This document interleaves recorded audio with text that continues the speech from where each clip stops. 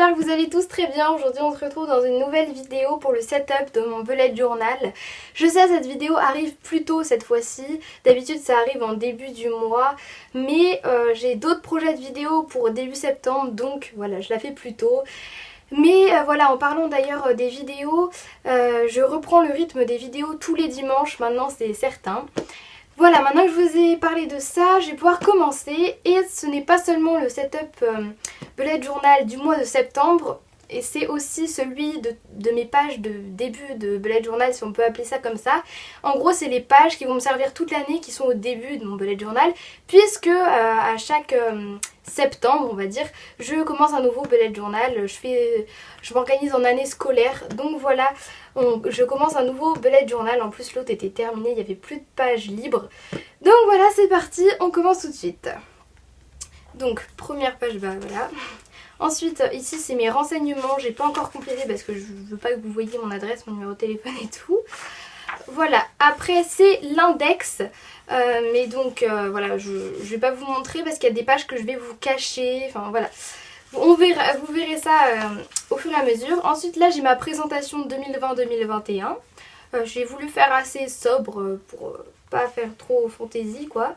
Et là, c'est ensuite ma page des anniversaires. Je vous ai caché ça avec des post-it comme j'ai pu, parce que j'ai pas envie que vous sachiez quand est l'anniversaire de je sais pas qui dans ma famille. Mais voilà, j'ai essayé de faire quelque chose d'assez neutre, parce que pour mon ancien bullet journal, j'avais fait quelque chose de super chargé et j'arrivais pas à m'organiser. Donc là, ça me convient parfaitement. Et voilà. Ensuite à côté il y a la page des mots de passe, voilà, j'ai rien d'autre à dire de cette page. Et ensuite ma wishlist YouTube avec toutes mes idées de vidéos. Pareil, je vous ai caché ça avec des post-it parce que sinon vous savez toutes les vidéos qui vont venir. Mais voilà, ce seront les prochaines vidéos, je les écris là. Ensuite encore de l'organisation YouTube, c'est pour mes vidéos, mon organisation. En gros, par exemple, là c'était lecture vacances été 2020. J'écris le nom de la vidéo. Une fois que je l'ai préparée, je coche. Une fois que je l'ai filmée, je coche. Une fois que je l'ai montée, je coche. Une fois que je l'ai uploadée, je coche. Une fois qu'elle est en ligne, je coche. Et une fois que j'ai fait ma pub sur Instagram, je coche. Comme ça, j'arrive à bien m'organiser. Pour chaque vidéo, je suis sûre de rien oublier. Ensuite, là, je vais sauter une double page parce que je vous en reparlerai dans une prochaine vidéo.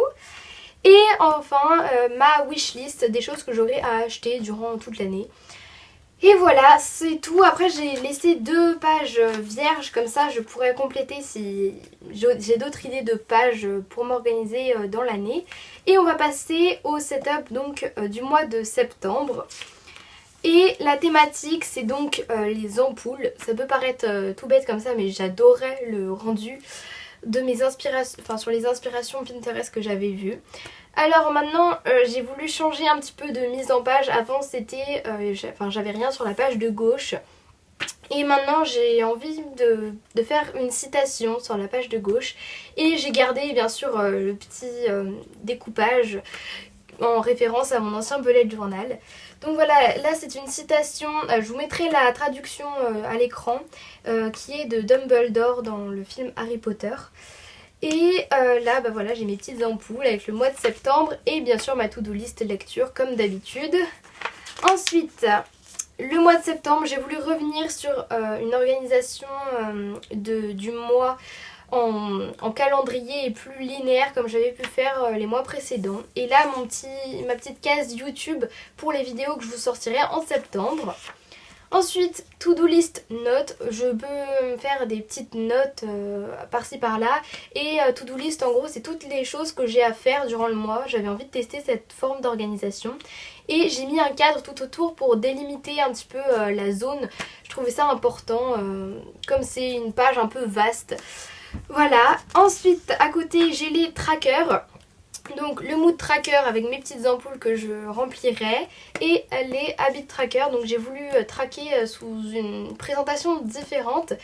Et donc j'ai 6 activités que je traque, si on peut dire ça comme ça.